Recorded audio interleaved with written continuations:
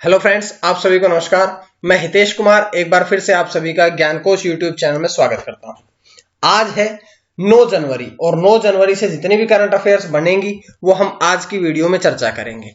इस वीडियो का पीडीएफ आप सभी को ज्ञानकोश यूट्यूब चैनल के डिस्क्रिप्शन में मिल जाएगा, या ज्ञानकोश नाम से ही टेलीग्राम चैनल है और ज्ञानकोश नाम से ही फेसबुक पेज है। आप लोग वहां से भी इसके पीडीएफ को डाउनलोड कर सकते हैं। अब वीडियो शुरू करने से पहले एक छोटी सी जानकारी है आप सभी के लिए कि अब हमने ज्ञानकोश यूट्यूब चैनल की प्लेलिस्ट बना दी है। अगर आपने current affair, top current affair, सामान्य अध्ययन, हिंदी, संस्कृत, बाल मनोविज्ञान और शिक्षण विधियों में से किसी के भी नोट्स चाहिए तो आप इनके पीडीएफ को यहां से डाउनलोड कर लीजिएगा और आप इन सभी प्लेलिस्ट में जाकर के सभी वीडियोस को आसानी से ढूंढ सकते हैं। तो ये थी जानकारी। अब हम शुरू करते हैं आज की 9 जनवरी की कुछ करंट अफेयर्स। सबसे पहला प्रश्न हम पढ़ते हैं कि 17वां प्रवासी भारतीय दिवस मनाया गया। तो 17वां प्रवासी भारतीय दिवस जो है वो आज ही 9 जनवरी को ही मनाया जाता है। इसकी शुरुआत हुई थी 2003 में और मैं आपको बताऊं कि 2003 9 जनवरी 1915 में महात्मा गांधी दक्षिण अफ्रीका से भारत लौट करके आए थे और उसी की स्मृति में ही प्रवासी भारतीय दिवस मनाया जाता है। तो 9 जनवरी 1915 को महात्मा गांधी लौट करके आए थे दक्षिण अफ्रीका से, उसकी याद में ही यह दिवस मनाया जाता है। तो यह जानकारी थी आपको इस प्रश्न से। उसके बाद हम एक एक करके करंट अफेयर्स की तरफ बढ़ते हैं। सबसे पहला प्रश्न आपकी स्क्रीन पे है कि कृषि संजीवनी वैन को हरी झंडी किसके द्वारा दिखाई गई है। तो कृषि संजीवनी वैन को हरी झंडी जो दिखाई गई है वो BS येदुरप्पा यानी कि ऑप्शन सी जो है वो आपका सही रहेगा। ऑप्शन सी जो है यानी कि कर्नाटक के मुख्यमंत्री BS येदुरप्पा के द्वारा ये बेंगलुरु में कृषि संजीवनी वैन को हरी झंडी दिखाई गई। अब यहां से देखिएगा ऑप्शन ए में जो लिखे हैं अमरिंदर सिंह पंजाब के मुख्यमंत्री हैं, मनोहर लाल खट्टर जो हैं वे हरियाणा के मुख्यमंत्री हैं, अशोक गहलोत का संबंध राजस्थान से है, लेकिन अब कर्नाटक के मुख्यमंत्री BS येदुरप्पा ने इसका उद्घाटन किया है, हरी झंडी दिखाई है। बात करते हैं थोड़ी और जानकारियों की कि इसमें बेंगलुरु में ये हरी झंडी दिखाई गई है। इसमें कुल 40 कृषि संजीवनी वैन को हरी झंडी दिखाई गई है। अगर पूछा जाए कि ये कृषि वैन जो है ये किस योजना के तहत हरी झंडी दिखाई गई, तो इन्हें राष्ट्रीय कृषि विकास योजना के तहत इनको शुरू किया गया है। जिसका उद्देश्य क्या है? इसका उद्देश्य है कि कृषि क्षेत्र में मिट्टी और पानी की टेस्टिंग करना। मिट्टी और पानी की ये टेस्टिंग करेगी जिससे कि जो भूमि है, जो उपजाऊ शक्ति है उसका अच्छे से जांच की जा सके, आकलन किया जा सके और जो उर्वरक क्षमता है मिट्टी की उसको बढ़ाया जा सके। तो यही इसका मुख्य उद्देश्य था। उसके बाद बात करते हैं हम अगले प्रश्न की, दूसरे प्रश्न की ओर। दूसरा प्रश्न आपकी स्क्रीन पे आता है कि कॉलेज ऑफ सुपरवाइजर्स नामक शैक्षणिक सलाहकार परिषद, एक नई शैक्षणिक सलाहकार परिषद का गठन किया गया है जिसका नाम है college of supervisors. College of supervisors का जो गठन है ये किसके द्वारा किया गया है? तो नीचे 4 लिखा हुआ है, वो 4 ऑप्शन है।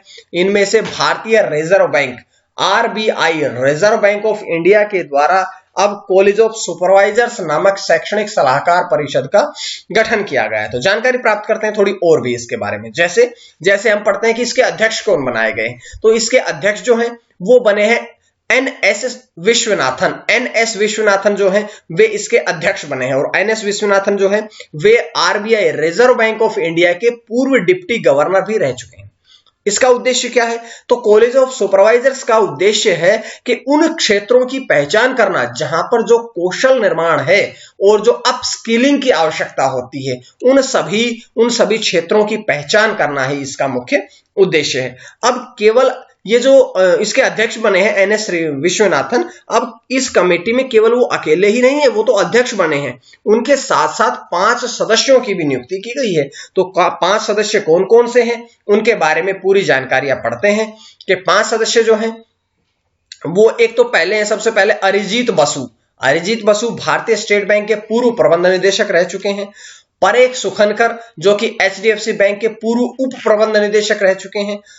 S रघुनाथन जो कि IIM बेंगलुरु से संबंध है जिनका। बंदोपाध्याय जो कि IIM अहमदाबाद से संबंध है और सुब्रत सरकार जो कि IGIDR मुंबई से संबंध रखते हैं। ये 5 जो है इस समिति के अन्य सदस्य भी बनाए गए हैं। तो ये जानकारी मैं आपको यहां से देता हूं।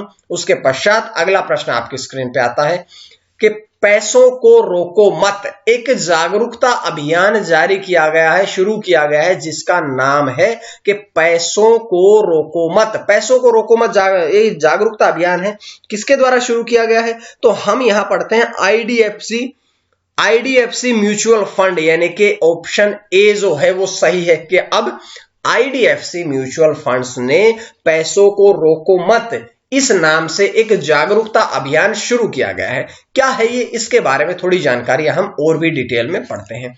बात करते हैं पहले प्रश्न की। तो यह एक नया निवेशक जागरूकता अभियान है। इसके द्वारा क्या होगा कि जो बचत करता है उनको निवेशक बनाने और उनके निवेश के लिए स्मार्ट और आधुनिक म्यूचुअल फंड्स का जरिया बनाए जाने का आग्रह किया जाएगा उन सभी बचतकर्ताओं को। तो ये इसका मुख्य उद्देश्य भी है, लेकिन थोड़ी सी जानकारी है क्योंकि ये आईडीएफसी ने शुरू किया है तो थोड़ी सी जानकारी हम इसके बारे में पढ़ेंगे। सबसे पहले आईडीएफसी फर्स्ट बैंक के बारे में, क्योंकि उसी की शाखा है। सबसे पहले तो हम पढ़ते हैं फुल फॉर्म, जो कि आईडीएफसी की फुल फॉर्म है infrastructure development finance company. Infrastructure development finance company जो है वो आईडीएफसी की फुल फॉर्म है। बात करते हैं इसके वर्तमान में सीईओ कौन है, यानी कि मुख्य कार्यकारी अधिकारी कौन है?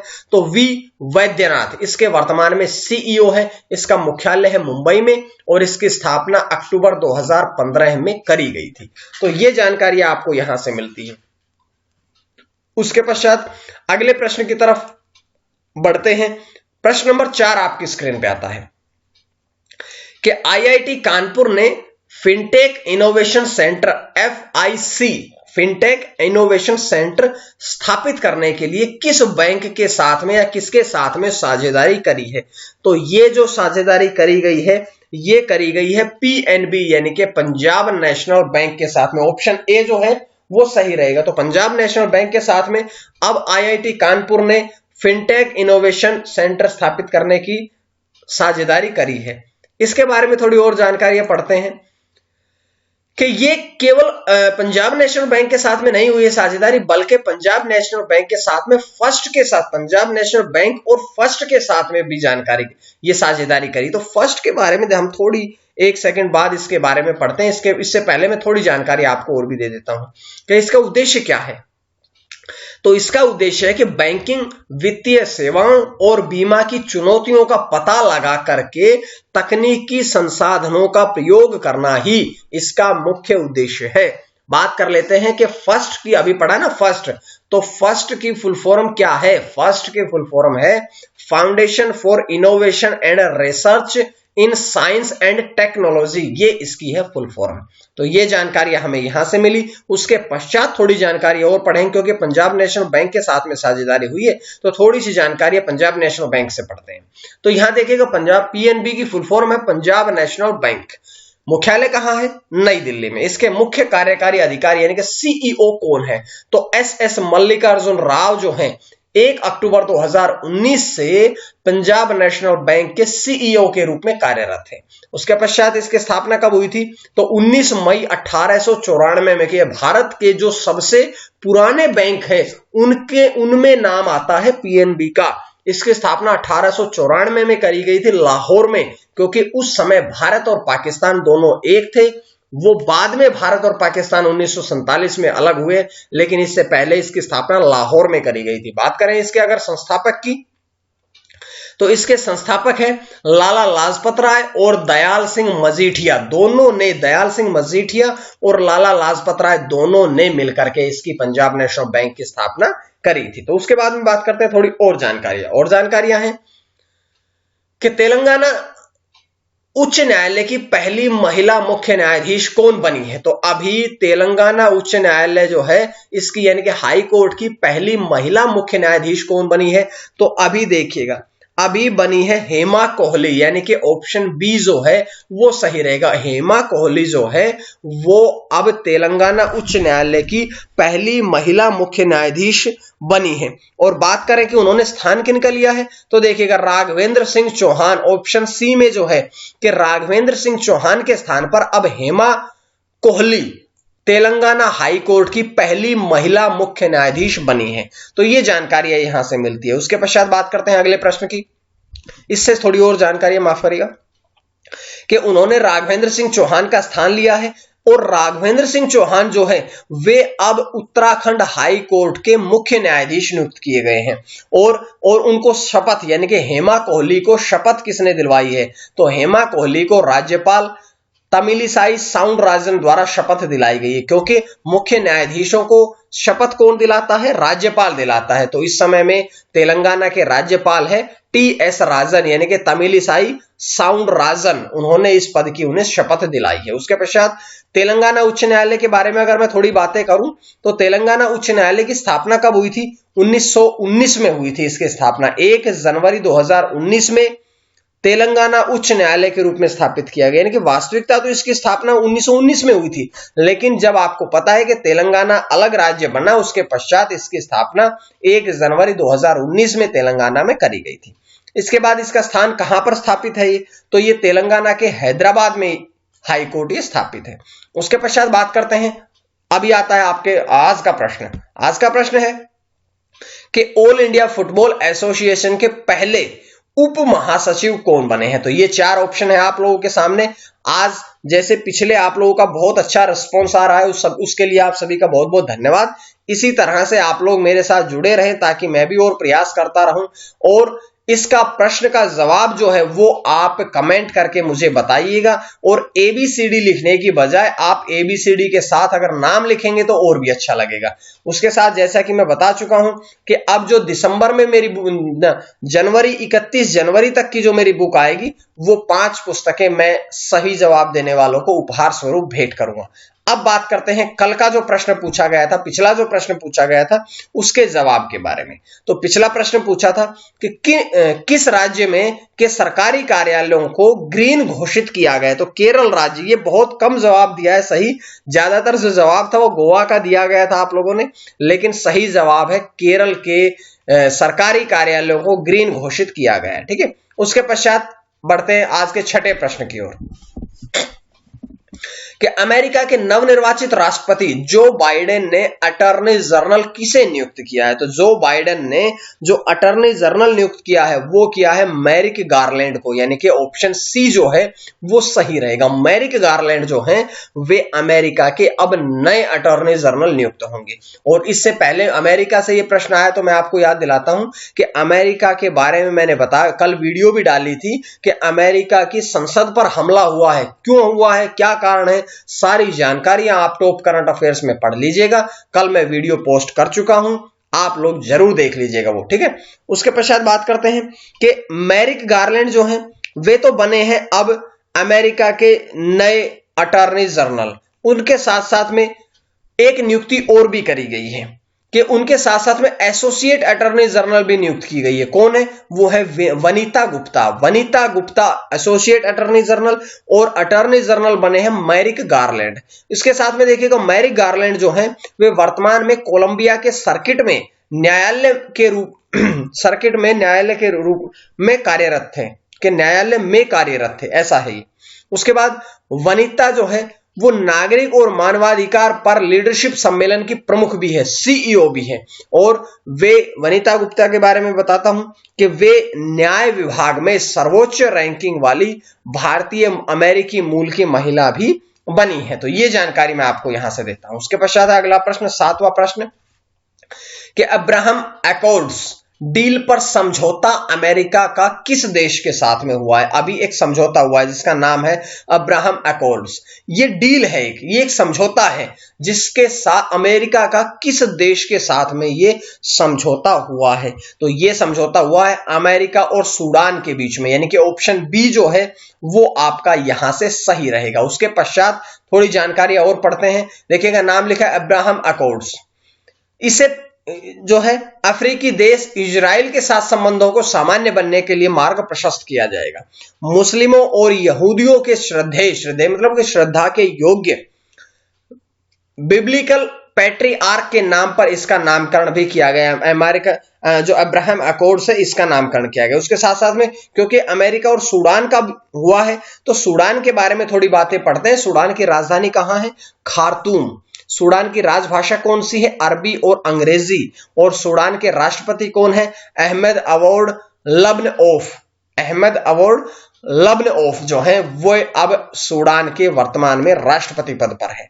उसके पश्चात प्रश्न नंबर 8 आपकी स्क्रीन पे आता है कि सोमालिया में भारत के नए राजदूत कौन बने हैं। सोमालिया में भारत के जो नए राजदूत बने हैं वो बने हैं वीरेंद्र कुमार पोल, यानी कि ऑप्शन सी जो है वो आपका सही रहेगा। वीरेंद्र कुमार पोल जो हैं वे अब भारत के नए राजदूत सोमालिया में बनाए गए हैं। देखिएगा, वीरेंद्र कुमार पोल की अगर हम बात करें तो वे 1991 बैच के आईएफएस अधिकारी हैं और इससे पहले वे केनिया में भारत के उच्चायुक्त यानी कि राजदूत के पद पर नियुक्त थे।